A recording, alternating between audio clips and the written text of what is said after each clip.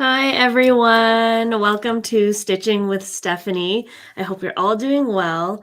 I know that this month we were in for a bit of surprise, so we had 2 blocks released this month instead of the one. So of course, this month again, I'm going to do a bit of an unboxing of our 2 birds. The first one is this cockatoo. These next 2 birds are actually some of my favorites. I think for some of you, maybe more beginners, or if you're experienced in hand embroidery, you're going to start realizing as the blocks are going on, we're adding more stitches, some that might seem a little bit more complicated, but I'm here to walk you through every step of the way. So we have the cockatoo and we have the parrot. And they're both really fun, bright blocks. And I will walk through the cockatoo first. And of course, if you guys are new to the Wonderfill Block of the Month, we are doing a series of 12 birds in 2024. This will be our 5th and our 6th bird. And all of this is for wool, embroidery, and applique. So we have a paired pattern that is foundation paper piecing. So if you guys like doing foundation paper piecing instead of handwork, you can look at that as well. But I personally really love doing hand embroidery and handwork, and this was a real joy to put together for all of you. So, and in case you didn't know, in addition to the pre-cut wool, we do have packs of thread that are paired with it too. This is Alana. Alana is a wool thread. It's a 12-weight wool thread that is perfectly matched to the color of the wool fabric. So when you're doing your applique threads will blend in super seamlessly, and you don't have to worry about choosing the closest color because these are dyed to match exactly the wool pieces. As well, we have 2 really beautiful tins full of eleganza thread. Eleganza is our 8-weight pearl cotton thread. This is what we've been using to embellish all our birds. Right here we have the solid pack. So I'll just give you guys another peek. So here we have some really awesome colors of the eleganza thread. And over here, this is our variegated pack. So right here, you'll see that it says variegated, like so. So variegateds are definitely some of my favorites to use because they add a lot of dimension to the stitch, but everything's pretty much all set for you. You got your threads, the pre-cut wool. So all you have to do is just attach the wool to the background, and you can start embellishing right away. You don't have to worry about measuring and cutting the pieces because it's all done for you. So without further ado, let's unbox the cockatoo first. And I'll just show you the back really quick. It includes all the applique thread colors. So for those of you that may have Alana thread already at home, that's the wool thread. We do have it listed in the back for what you would need to color match the wool fabric. And of course, we have our eleganza colors listed in the back as well. So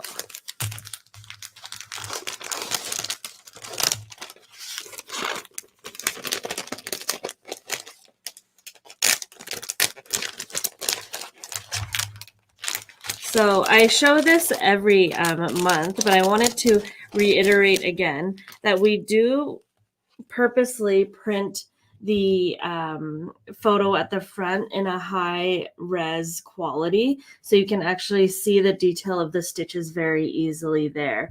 And when you open up the book, this little booklet, I'm gonna try to hold it up so you guys can see here. When you open it up, we actually just have it the placement kind of estimated to where it's supposed to be, but you can actually just remove this here. I'm just going to put the wool pieces down for a moment, and we have all the instructions right here, and we have the legend, and again the threads are listed at the bottom down here to really make it nice and clear for everyone. All the special stitches are in the bold letters, including the matching Alana thread to the wool. So for example, the body would be EN50, and that's the color parchment, and that's all listed there. And this is the legend for the cockatoo of where each stitch would go to match this design. And of course, we always welcome people adding their own pizzazz to the birds. If you guys aren't already part of the Facebook page, I strongly recommend you guys joining, because people do some really wonderful stuff with the birds, both with the foundation paper piece version and the wool applique version. So that's what's in the booklet there. And then Bethany, if you want to help me switch the camera view. And I have Bethany behind the camera again today to help answer any of your guys' questions. And these are the wool pieces that you would get from the kit. So you get the background piece, which is this blue. And of course, you get all these pieces here that are not attached. They're kind of in approximate locations. So for example, you'd be appliquing the little crown feathers behind the head before you applique the head down. So I would say always be mindful of your placement and which pieces are in the foreground and background. So even at the tail feather here, you can see there's some overlapping. So you want to make sure that you have everything placed where you want it first as a first layer. Then you start adding on your second and third layers like so. And even with the beak right here, you see a little bit of a lip right there. So the beak actually overlaps this part right here. So the beak is kind of two parts. And the reason why we actually cut up this piece, even though they're the same color, is to add a little bit of that layering effect. So you can see that the top beak is actually bigger than this smaller piece. And when you see it, it does look like it's overlapped instead of doing just one large black piece. So yeah, there's your little pre-cut wool kit there. And again, super handy because cutting is not the fun part of putting this together. It's definitely the embellishing. So when I was putting together this cockatoo, and as I've mentioned in previous videos too, I've really tried to include at least one new stitch in each block for the cockatoo. For those that have already done it, you already know, but for those that are kind of waiting for this video and some instructions, the new stitch for the cockatoo is the Palestrina knot. So I have a close-up image of it that I just want to pull up really quick. So we're just going to switch over. So this is the pictured photo, and I'm just going to go really zoomed in here. So the belly of the bird, you can see those Palestrina knots going along the whole belly. But if I actually go to the next slide here, it's also the same type of stitch that's going around the wing and going around the tail feather. And so there is quite a lot of Palestrina knots going on in this bird design here, which is why I think it's quite important for us to do a quick run through of how to do it. Everything else you guys should have learned from either a previous bird or it might already be in your personal repertoire of hand stitching. So without further ado, let's dive into how to do a Palestrina knot. All right, so all I've done here is used my friction pen and put down a straight line. I know, of course, on the bird, it's not necessarily a straight line, but you would be using the guide of the outline of the wing or the tail or the body, and that's kind of where that line mark would symbolize. So first off, I start right here on the line itself. There you go. There's the needle. I'll just pull it up. And the first stitch I'm going to be making is from just a bit above the line to a bit below the line, if you can see right there. So I'm just going to pull my hand back again. So the line is kind of right in the center there. I'm just going to push my needle through. and you'll kind of get a slanted stitch right there. Next, what you're going to do is using the back of your needle, and you're going to weave your needle underneath your first stitch and pull it down again. So you can go in different directions with the Palestrina knot. I personally work from left to right when I do this stitch. So when I'm doing it, I'm always kind of going in this downward motion. And so after I've put it through that first initial stitch, I'm going to use the back of the needle again and actually just go through. Let me see which way is the easiest for you guys to see on camera. Oops. Right here. So it's a little bit challenging to see, but if you imagine that the first and second stitch that we've done kind of creates a Y shape, I've just weaved the needle under the top part of the Y there. So I'm going to do it again for you in 1 second. All right. The Palestrina knot can be a little bit confusing just because there's a few more steps. But again, this is one that takes a little bit of practice. And as soon as you have it down, this is one of my favorite stitches to use. So I'm going to make it a little bit larger. And I am using an 8-weight thread. So I'm just going to make it a bit larger so you guys can see. Okay, I'm going from the top to the bottom like so. Okay.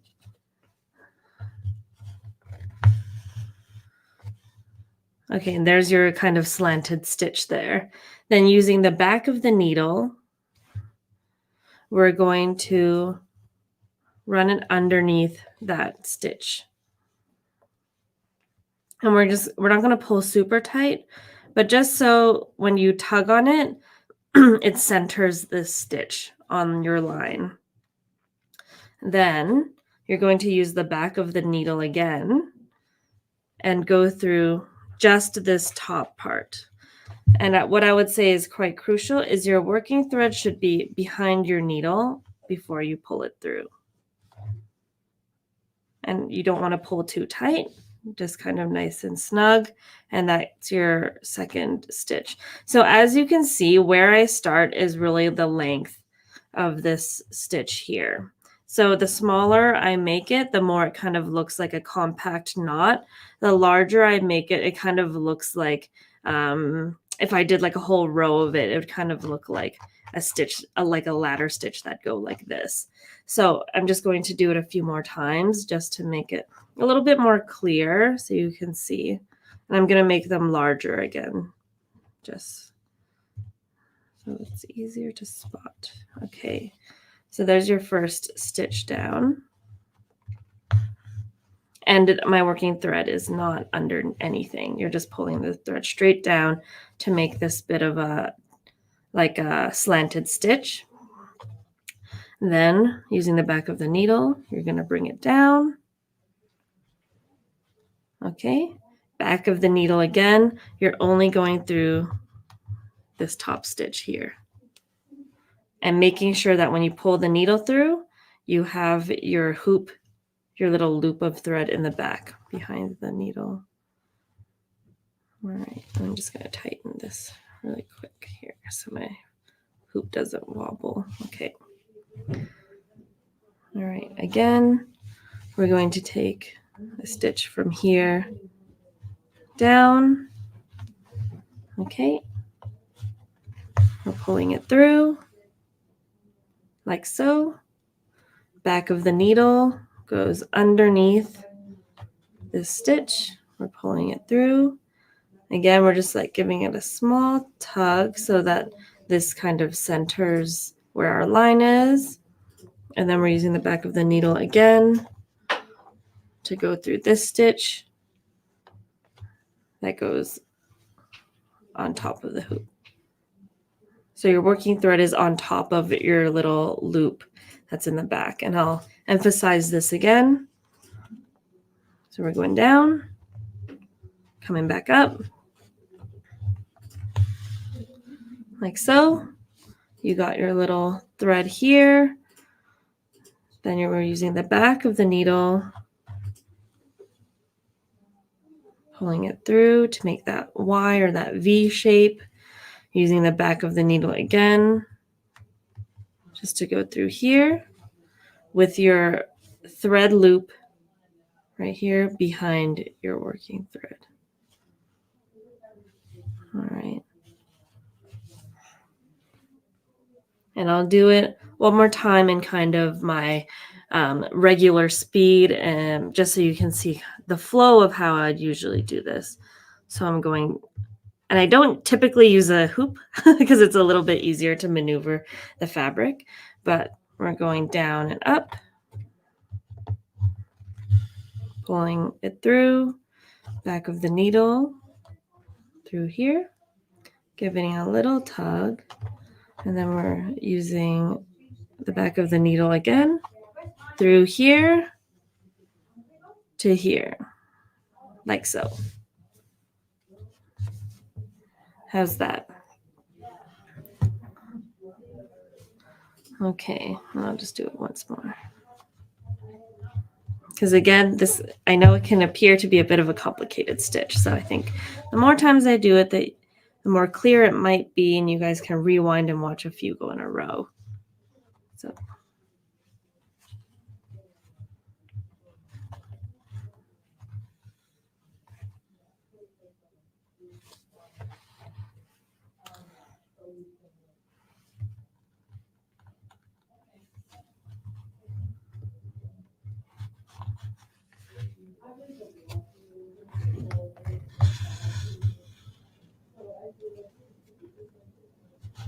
Oops.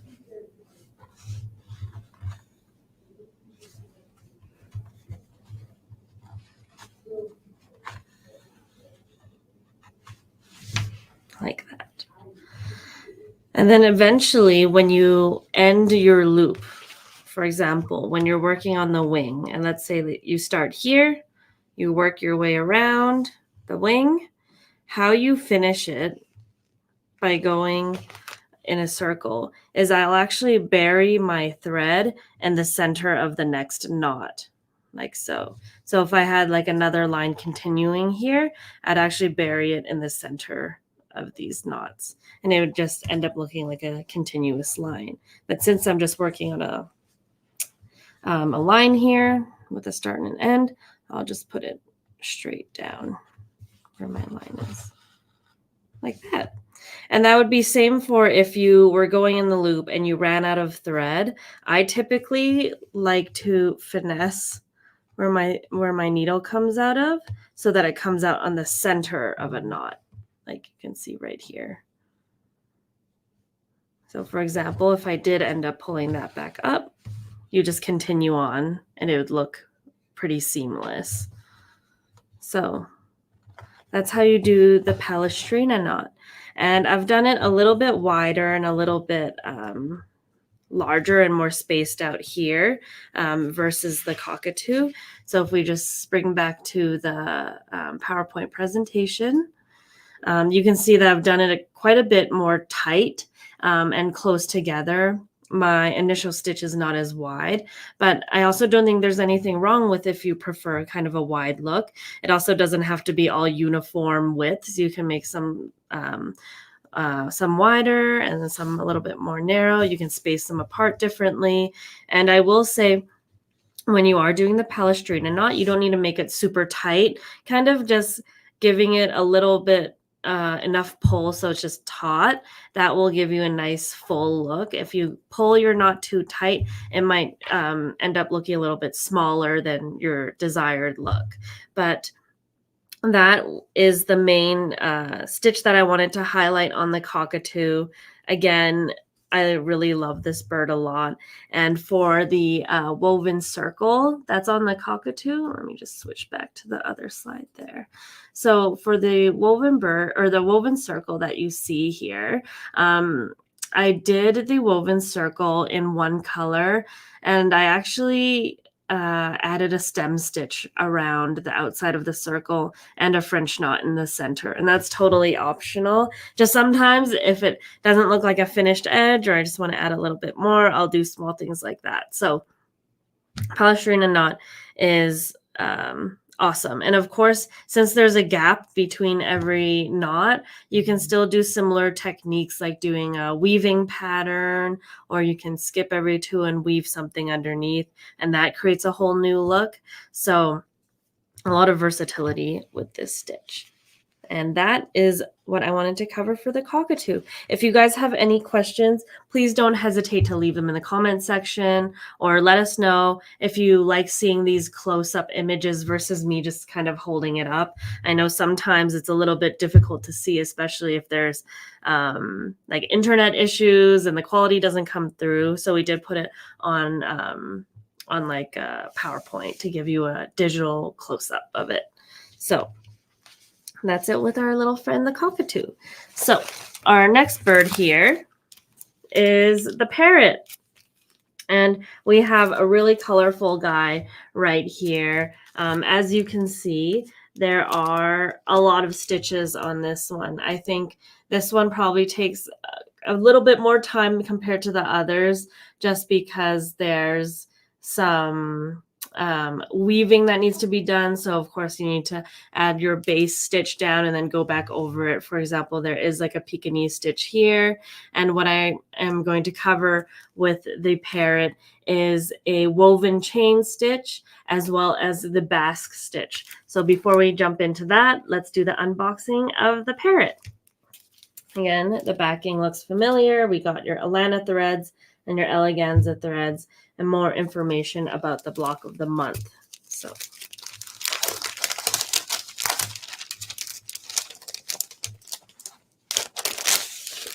okay, so here's our little booklet. I'm going to open it up here. And these are the instructions and the legend right there. And of course, we have our friend, the parrot.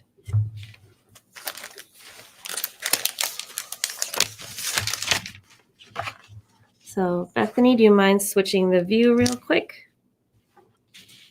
Okay, so we have our friend, the parrot, right here. So we have the background piece. We got a leaf, the wing, the body, the cheek, the eyes, the branch, and of course, the cockatoo is a bit of an exception, but as many of you know, the beak is stitched on via thread and not a pre-cut wool piece. So that's why he looks a little bit different there. So again, you can just use your pack of Alana thread to embroider or to applique all these pieces down. As you can see, we have matching colors here, specifically for this pattern. What I want to highlight especially here, I know I was kind of showing you in the the cellophane bag, is the woven chain stitch and the Basque stitch here. But another really fun thing I love a lot about this block is the strawberries. The way the strawberries is done is not with a pre-cut wool piece. As you guys saw here, there is no strawberry. Let me just remove this. There is no strawberry in this bird. This is all done with thread as well. And this is just a chain stitch going in a circle like so. And so how I did it is I outlined a strawberry shape using my friction pen. And friction pens are some of my favorites to use because I find that the chalk pens on wool can sometimes leave the little dusties in the fabric, which I don't like. And I did test. I know there was a myth out there that sometimes friction pens can come back, but I did do a test sample where I really scribbled a lot of ink down with the friction pen on wool and on normal quilting fabric. I ironed it away. I threw it in the freezer to see if it'd come back because that was the myth, and it didn't end up coming back. So once I ironed it, it was gone. And that's what I was hoping for too. So again, you just kind of draw out the strawberry shape. You just use a chain stitch and go around in circles until it's all filled in. Then we have the Pekingese stitch as well, giving some really nice thick grassy vines.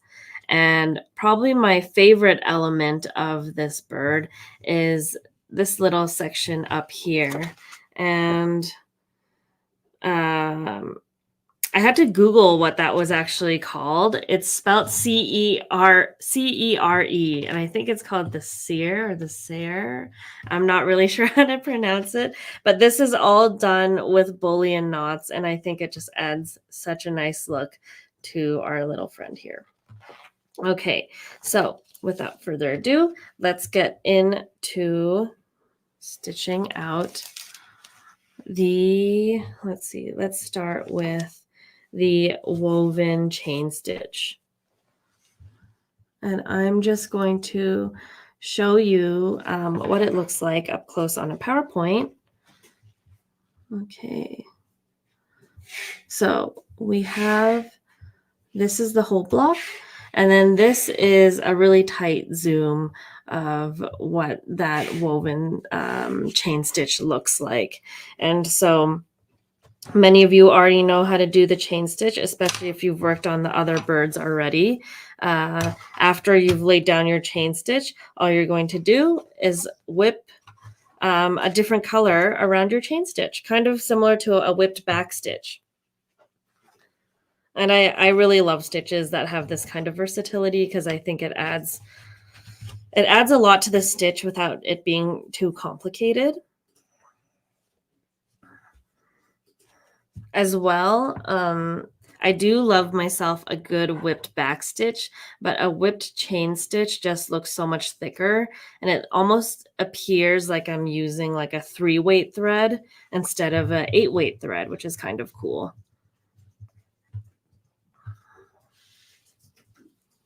All right, let me just gather my thread here.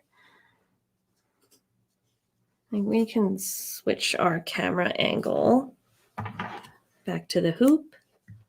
Awesome. Okay.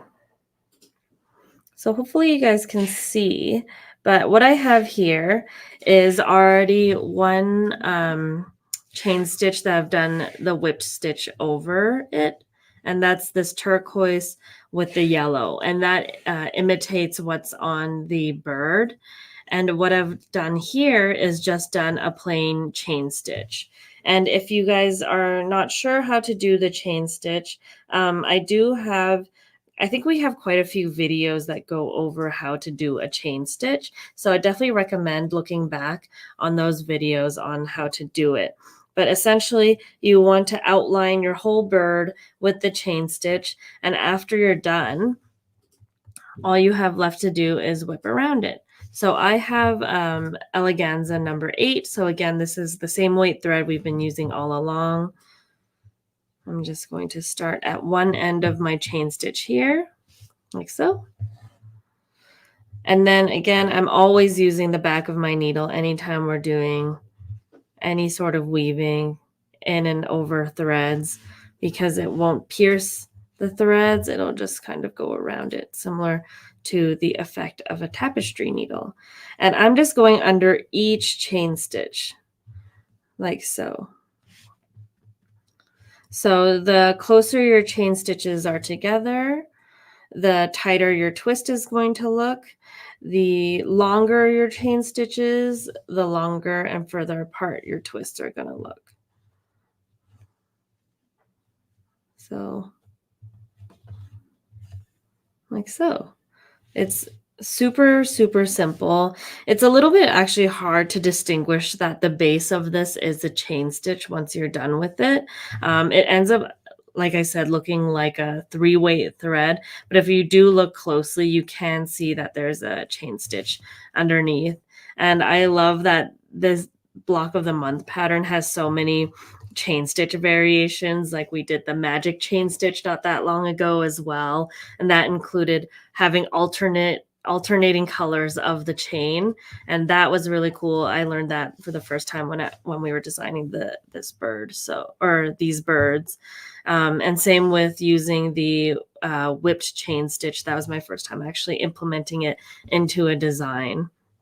So, I mean, that's pretty much what it is. It's quite basic. Again, it's just using that imagination to execute what you might think look nice. And this is just a whip chain stitch. And I think it's created like a really nice effect on the wing and the body of the bird, especially because you can kind of see a light hue too. But on the bird, we did do the whipped thread with a variegated color. So here you can kind of see darker yellows go into lighter yellows and darker yellows again. Same with the orange. It goes from light orange to dark orange here. And that just adds like a fun illusion. All right. So I'm going to switch over one more time and pull up another image right here. So this is the head of the parrot, and right where the neck is, it kind of looks like a little bit of a necklace almost, and that is using a stitch called the Basque stitch. And the Basque stitch is similar. It's kind of like if a twisted chain stitch or a open hole button stitch or a blanket stitch had a kid, and this would be the Basque stitch because it kind of combines these different techniques together in order to create this look. It kind of looks like a rosette chain stitch, but it is a little bit different and probably a little bit more simple too. So I'm just going to get myself nice and threaded here. And then we can begin.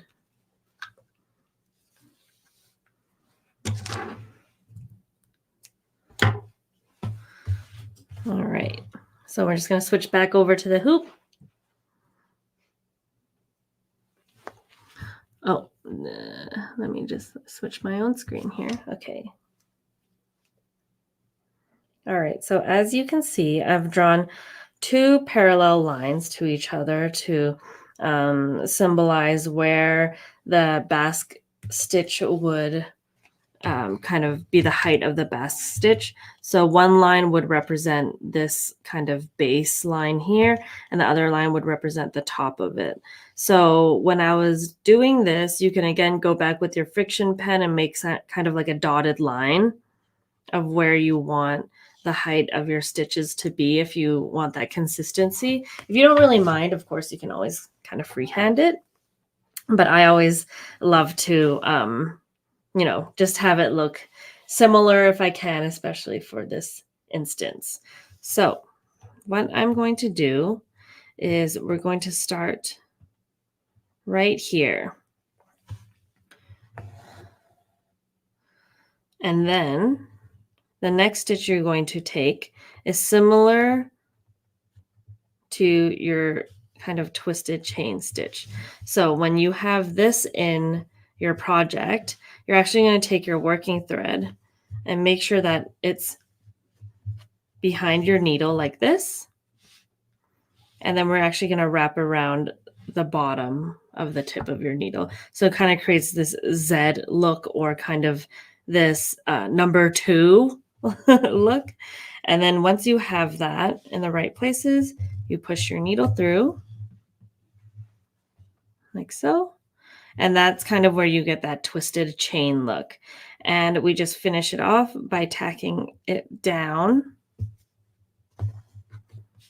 Oops. Like so. And there's your first Basque stitch. And as you start your second one, you're basically going to be doing one stitch at a time. You're basically resetting every time you're doing it.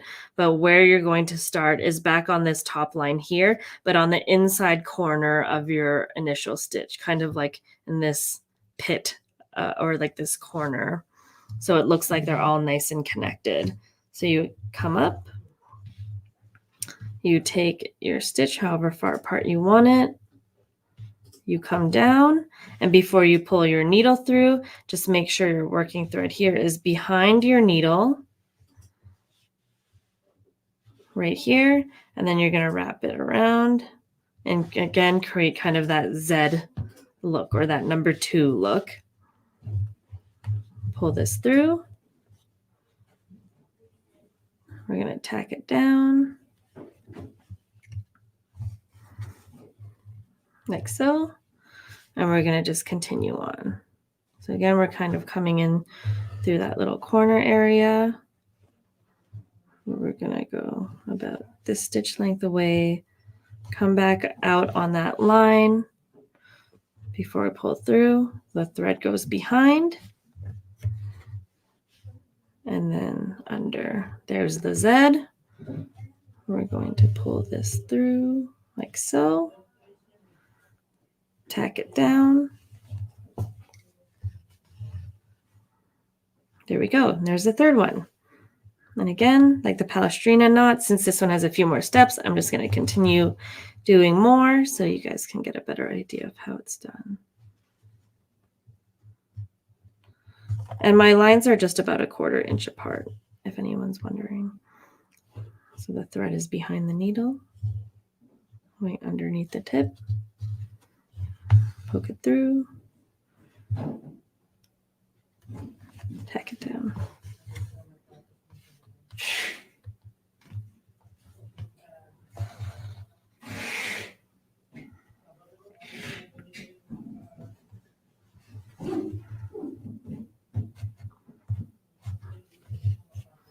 Behind the needle, get the Z look, pull through, tack it down. Okay.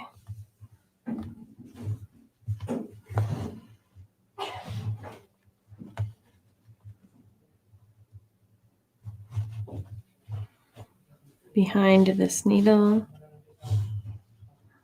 there's the Z, pull through, tack it down.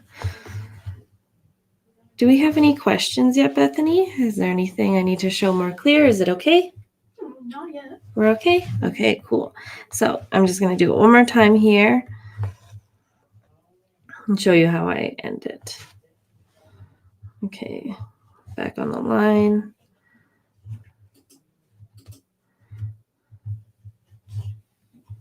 Like so. And we're going to tack it down. And once you tack it down, this would be you can either end here after you've tacked it down here, or if you want, since it started out with a bit of a lead or a line up here, you can always come back in that little corner area and just make a little straight stitch out so it looks more uniform, like so. And that is how you do the Basque stitch. Not too bad too, right? And it just goes back to doing a little bit of practice on some scrap fabric. We always put it on a hoop just to stabilize everything and make it a little bit more clear to see. But I personally, with chain stitches and Basque stitches and Palestrina knots as well, anytime I'm going down and back up or up and back down, like I kind of have to do it in one stitch, it's a little bit easier to do it without a hoop. Or if you do like to use a hoop and you like to have something holding your hoops, like my setup here, I would just suggest not pulling your fabric too taut and having some give in your fabric so that you can move it around so you can go down and up with your needle a little bit more easily and it's not too taut. So that about wraps it up for this month's tutorials. Again, today we covered the parrot and our cockatoo. Let me just get it over here. All right, so we got these two birds covered this month. I hope you guys learned something from today's tutorial and give it a try at home. Even if it's not for the birds, it's definitely applicable to many other projects. Thank you again so much for sticking around, and I hope to see you guys soon in the next Stitching with Stephanie. Bye.